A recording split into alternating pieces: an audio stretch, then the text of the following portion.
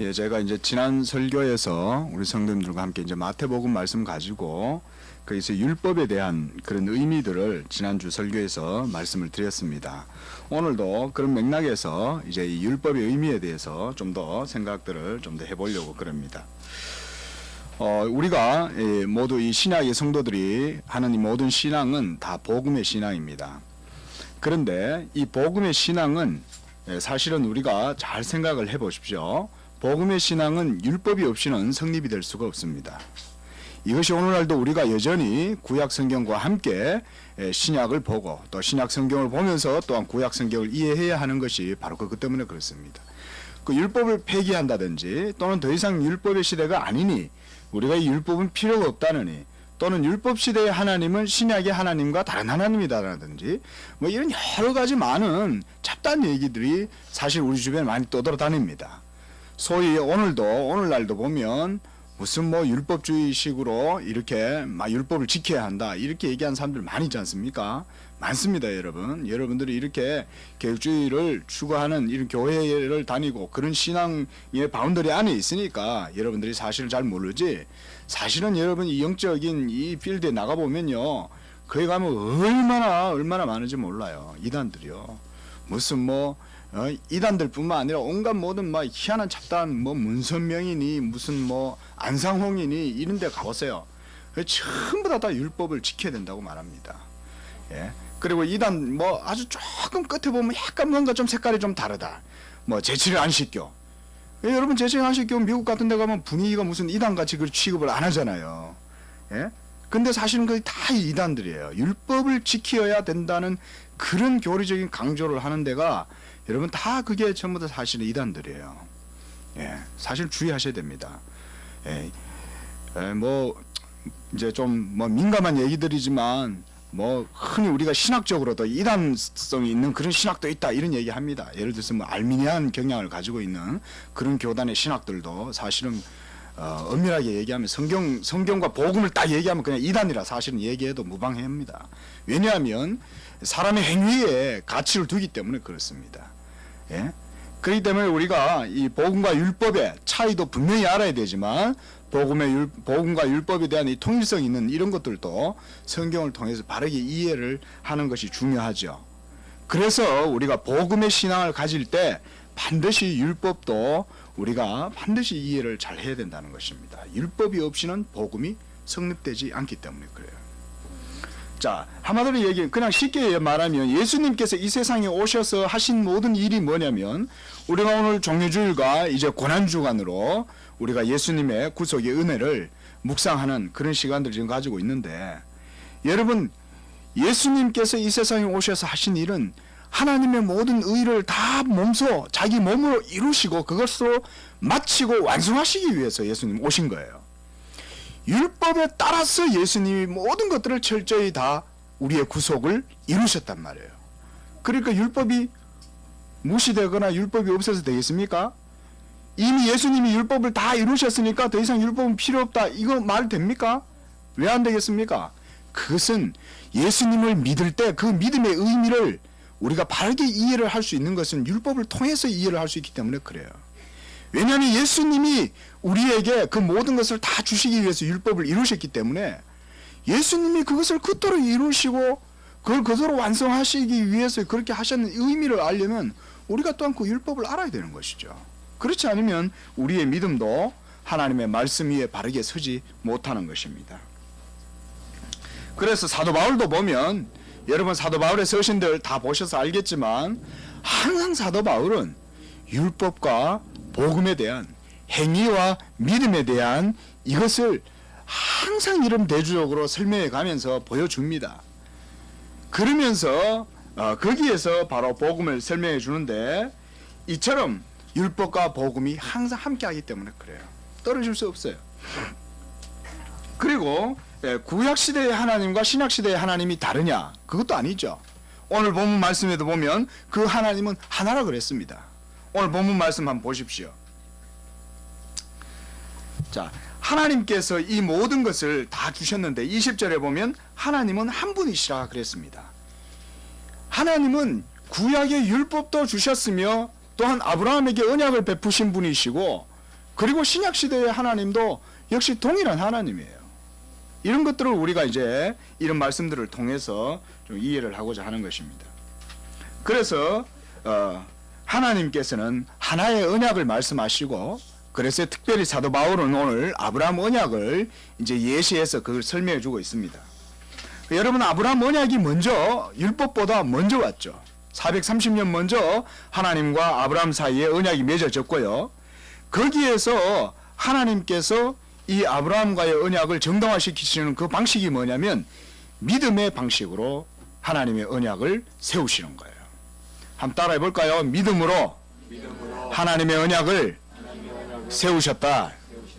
예, 이겁니다. 나중에 가서 할례를 받음으로 이 율법이 언약이 비준됐습니까? 아니죠.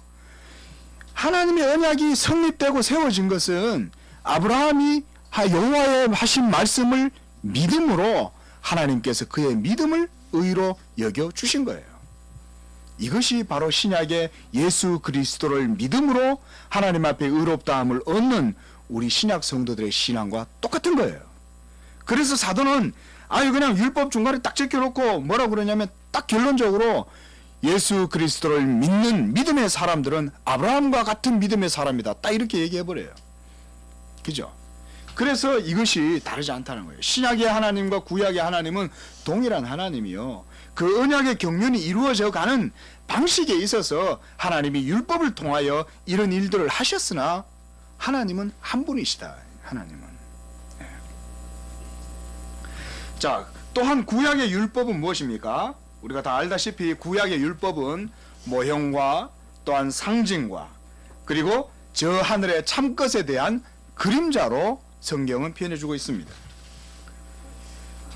여러분, 참하늘, 참성전, 장차 오실 자에 대한 예표, 이런 모든 것들을 표상시켜 주는 것들이 바로 구약의 율법의 또한 기능이었어요. 그래서 우리가 여러분 예수 그리스도의 복음 진리를 바르게 이해하려면 여러분 율법, 구약 성경도 여러분 자세하게 잘 읽으십시오. 여러분 성경 읽다 보면 무한히 반복되는, 무한은 아니지만 아주 그냥 지루하게 반복되는 이런 성경 구절들 많죠. 누구는 누구를 낳고 예? 그 다음에 뭐 또 앞에 했던 얘기 또 뒤에서 또 하는 것 같고 이러니까 막 이렇습니다. 그런데 여러분 그런 거 하나하나 속에 모두가 여러분 진리의 띠가 그 속에 다 여러분 꼬여 들어가 있다는 걸 여러분 기억하시면 은혜롭게 다가올 겁니다. 그렇게 해서 인내를 가지고 성경을 보십시오. 특히 구약 성경요. 예. 자, 그리고 그런 어떤 예표, 표상, 모형과 상징, 그림자, 참하늘의 것에 대한, 참성전에 대한, 저 하늘의 참모형의, 참것에 대한 모형으로서의 구약뿐만 아니라 또한 율법은 하나님의 의를 드러내므로 그 모든 의는 반드시 지키고 따라야 한다는 이런 요구가 또한 주어지게 됩니다. 여러분, 자, 두 가지 항이 있습니다. 하나는 참되고 하나는 아무 의미가 없어요. 그러면 참된 것을 가지고 있다면 어떻게 해야 되겠습니까? 참되니 그것을 따라야 되겠죠. 이건 당연한 것입니다. 율법도 그와 마찬가지입니다. 율법은 하나님의 의를 우리에게 보여줍니다. 하나님의 성품, 하나님의 거룩하심, 하나님의 존재의 그런 어떤 영광스러움, 이런 것들이 당연히 우리에게 율법으로 주어져 있다면 하나님을 믿는 백성이 당연히 그 율법을 따라 지키고 살아야죠. 달리 무슨 뭐 궤변을 늘어놓을 일이 없어요.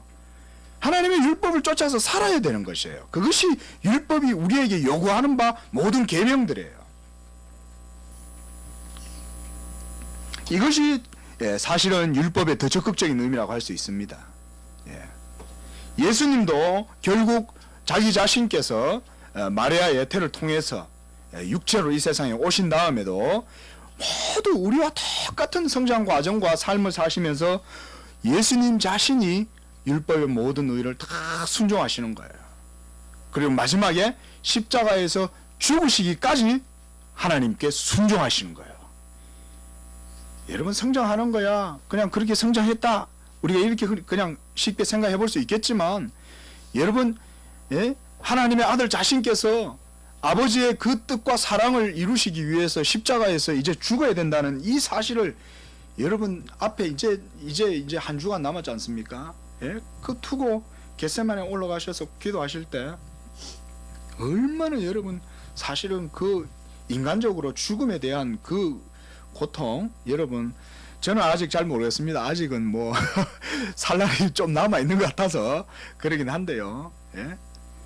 얼마나 그 죽음에 대한, 더군다나 그것뿐만 아니라 모든 인류의 죄를 다 짊어지시고 십자가에서 죽으셔야 한다는 이 고민이 여러분 어떻겠습니까? 우리는 사실은 상상하기가 어려울 겁니다. 예. 바로 그걸 통해서 예수님께서 모든 율법의 의를 다 이루시는 거예요. 율법을 쫓아 예수님이 모든 사역을 다 하셨다. 이렇게. 그래서 예수님은 마태복음 5장 18절에서 율법의 1.1획도 없어지지 아니하고 다 이루어진다. 천지가 없어지기 전에 율법의 1.1획도 결코 이것이 없어지지 않을 것이라고 말씀하셨습니다. 이처럼 율법을 통해서 우리는 하나님의 어떠하심, 하나님의 성품 이런 것들을 알 뿐만 아니라 하나님의 뜻도 알게 됩니다. 여러분, 그래서 우리가 율법 공부를 좀 해야 됩니다. 그것도 잘 해야 됩니다. 율법 공부를. 예? 율법 공부를 하다가 율법 폐기론자가 되거나 또는 율법 공부에 너무 심취해서 율법주의자가 되거나 이러면 율법 공부 잘 못한 거예요. 그 뭔 말입니까? 율법 공부를 바르게 잘해서 예수 그리스도를 바르게 믿는 믿음으로 나아가야 된다는 얘기예요. 예수님이 마태복음에서 보여주신 것이 바로 그런 의미예요.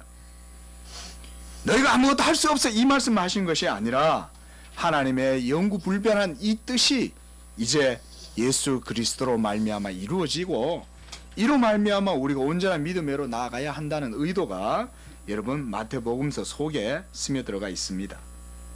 자, 세속적인 법은 여러분 이 보편적이기도 하지만은 이 상대적인 특성도 있습니다. 이것이 여러분 이 하나님이 제정하신 율법이 이 세상의 법과 다른 차이가 있습니다.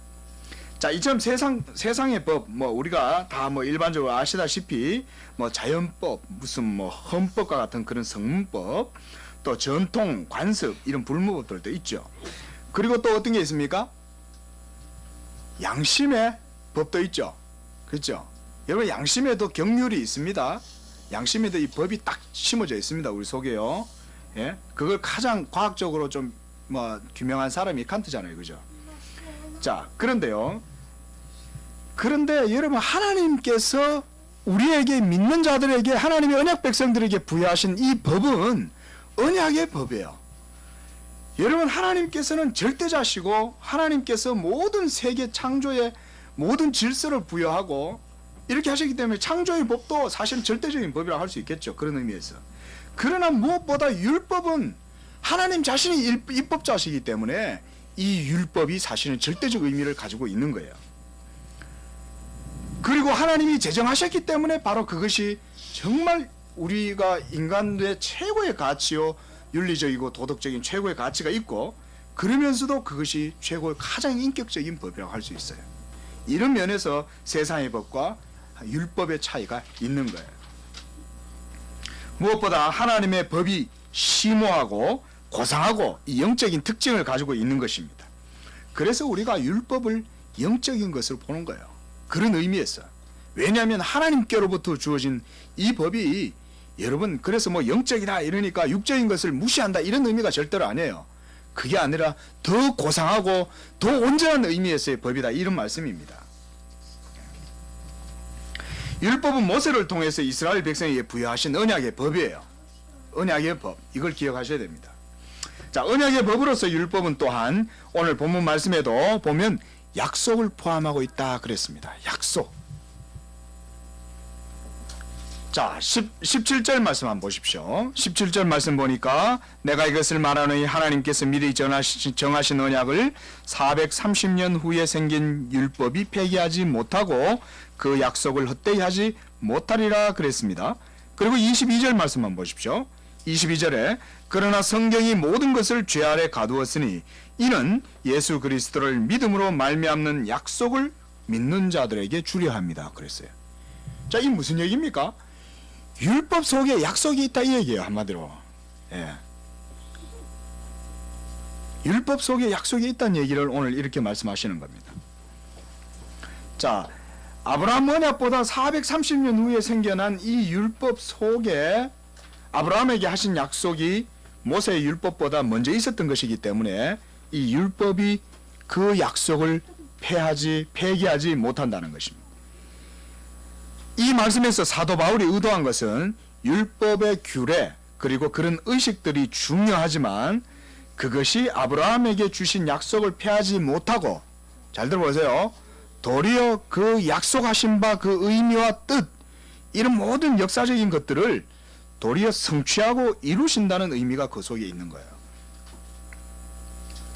그러므로 반드시 누군가는 이 율법을 다 완전히 조건을 만족시켜야 돼요. 율법에서 요구한 모든 것들을.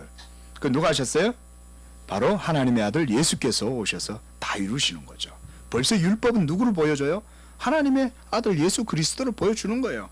그래서 그 여럿을 가리켜 그 자손들을 하지 아니하시고 16절 오직 한 사람을 가리켜 네 자손이라 하셨으니 곧 그리스도다 그랬습니다. 율법이 누구를 보여주냐면 그리스도를 보여준다는 거예요. 자, 그래서요 제가 지금 율법과 약속에 대해서 말씀합니다. 언약 속에서 하나님의 언약 속, 언약의 법으로서 율법은 약속을 가지고 있다 이 얘기만 하고 있습니다. 그래서 먼저 약속이 먼저 왔고 후에 율법이 주어졌어요. 그리고 이 율법이 약속을 폐기하지 못하고 도리어 약속을 굳건하게 하고 확정하고 세우는 것이라 그랬습니다. 그러므로 여러분 율법이 곧 복음의 약속을 포함하고 있다 이렇게 결론을 우리가 얻을 수가 있습니다.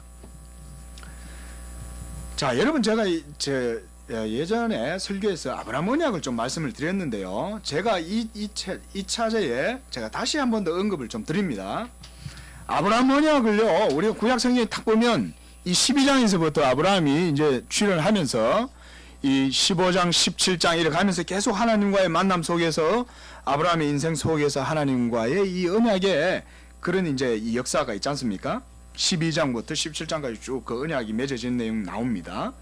자, 그런데요, 여러분 아브라함 언약이 뭐였겠습니까? 그걸 한번 생각을 좀 해보자는 것입니다. 전에도 그런 말씀을 드렸는데요, 여러분 한번 생각 한번 해보세요.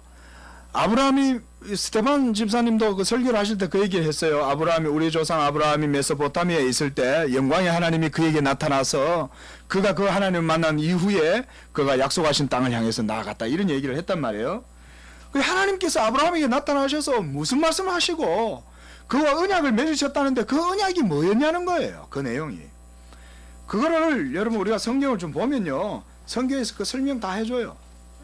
신약 성경은 특히 사도 바울 같은 경우는 아브라함 언약에 대해서 설명을 다 해줍니다. 로마서 4장, 오늘 우리가 읽었던 갈라디아서 3장 이런 내용들 속에 보면 아브라함 언약의 복음적인 의미, 그거를 여러분 잘 설명해줘요.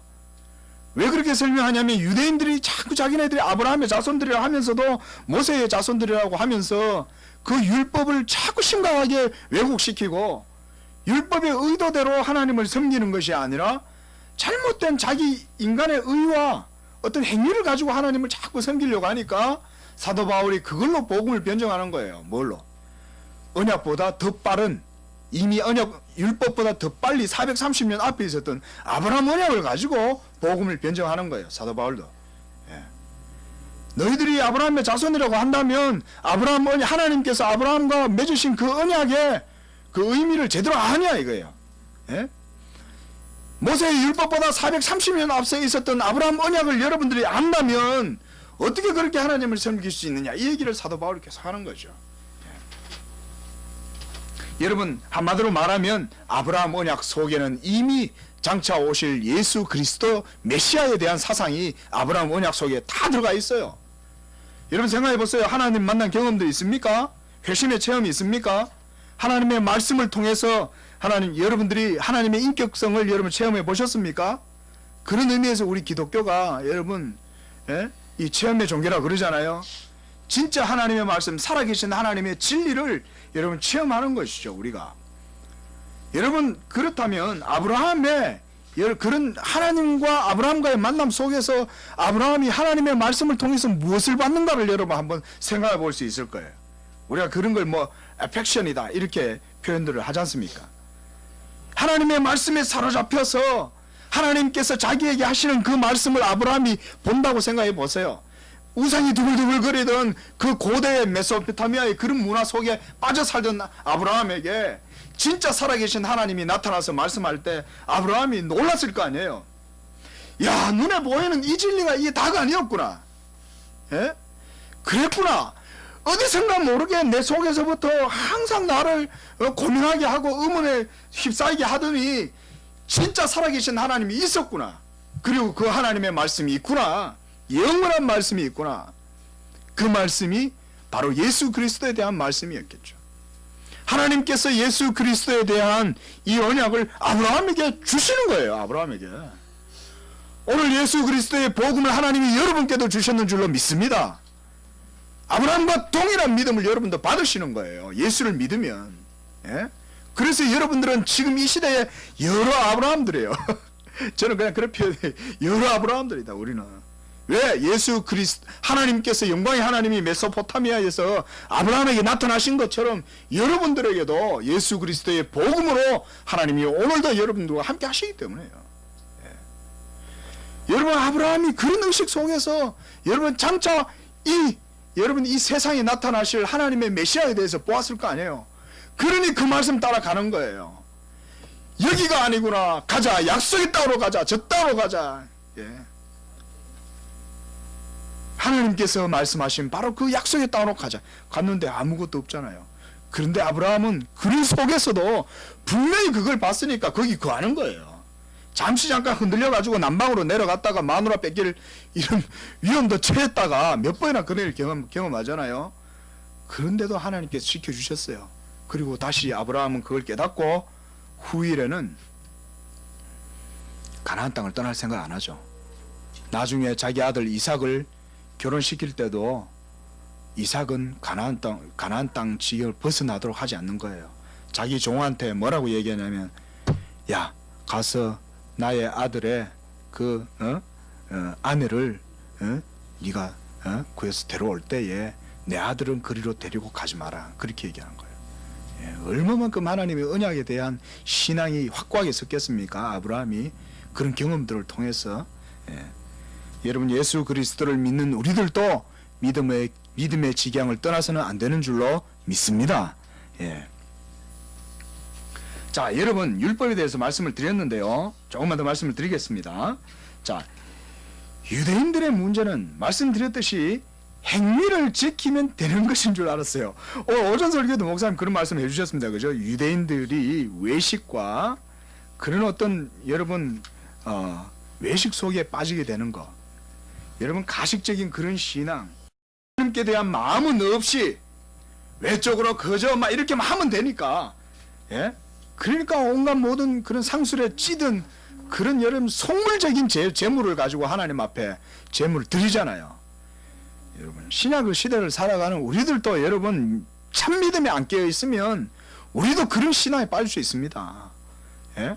내가 가가지고 시련이 나가지고 뭐 온갖 나쁜 것으로 해가지고 돈 벌어가 와갖고 그 더러운 돈을 가지고 하나님 앞에 딱 드릴 때는 가장 경건하게 드리는 것처럼 할 수 있다는 거예요, 우리도. 예? 그게 바로 율법주의입니다. 이 율법주의가 그래서 행위를 의지하는 그 속에 가장 여러분 이런 가식적인 것들이 있는 거예요. 위선적이고.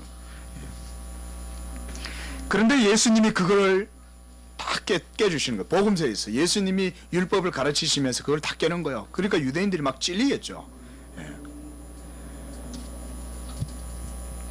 그러므로 여러분, 우리가 누구든지 율법의 행위, 특히 우리 신약에서는 뭐 우리가 율법 이러면 여러분 좀 약간 좀 수준 낮은 분들은 이래 생각합니다. 주일날 예배 안 빼먹고, 주일날 11조 잘하고, 그리고 뭐 이런 거 있죠. 여러분, 그거를 내가 열심히 잘하는 게 나쁜 거 아니에요. 주일 잘 지키는 게 나쁜 게 아닙니다. 새벽기도 잘하고 11조 잘 드리고 뭐 기도 생활 집에서 꼼꼼히 잘하고, 여러분 할 수 있습니다. 잘 들으세요. 그렇게 하는 것 자체가 나쁘거나 그게 잘못됐다고 얘기하는 거 절대로 아니에요. 문제는 뭐냐면요, 그렇게 하는 가운데 하나님께 대한 마음과 참된 믿음을 잃어버리고 그렇게 할 수 있다는 거예요. 그저 의미 없이 반복적으로 한다는 거예요. 그냥 그러다가 사랑을 해야 되는 상황과 실천을 해야 되는 상황이 오면 위선을 떨어버리는 거예요. 자기 스스로 속는 거죠. 그럴 수 있습니다. 여러분 조심하세요. 누구도 여긴 예외가 없습니다. 누구도 예외가 없습니다. 위선에 빠질 수 있어요. 그러므로 행위를 너무 의지하면 위선에 빠질 가능성이 더 많아요. 그래서 더 조심해야 돼요. 예. 누구든지 자기가 무슨 생활할 때 격을 딱 두는 사람도 있잖아요. 항상 요것도 요 다 있어야 되고, 요것도 요래 있어야 되고, 요거는 요 있어야 되고, 요건 요 있어야 되고, 이런 사람들이 보면 진짜 메말랐어요. 예. 그럼 그렇다고 또 막 행위나 경륜 없이 뭐 그렇게 해라 이런 말은 아니지만 마음을 여러분 지키라는 거예요.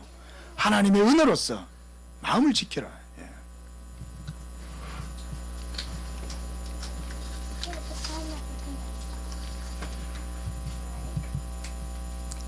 자, 여러분, 지금 타락하는 인류 가운데 가장 큰 문제가 뭐냐면 하나님과 언약의 관계에서 아담의 범죄함으로 말미암아 그 안에서 타락하고 범죄했다는 거예요. 우리가 이 점을 주목해야 됩니다. 아담 안에서 태어난 모든 인류의 가장 큰 죄는 하나님과의 언약의 관계에서 벗어나서 다른 모든 종교적 행위를 하고 있다는 거예요. 여러분, 사람과 종교를 뗄 수 있을까요?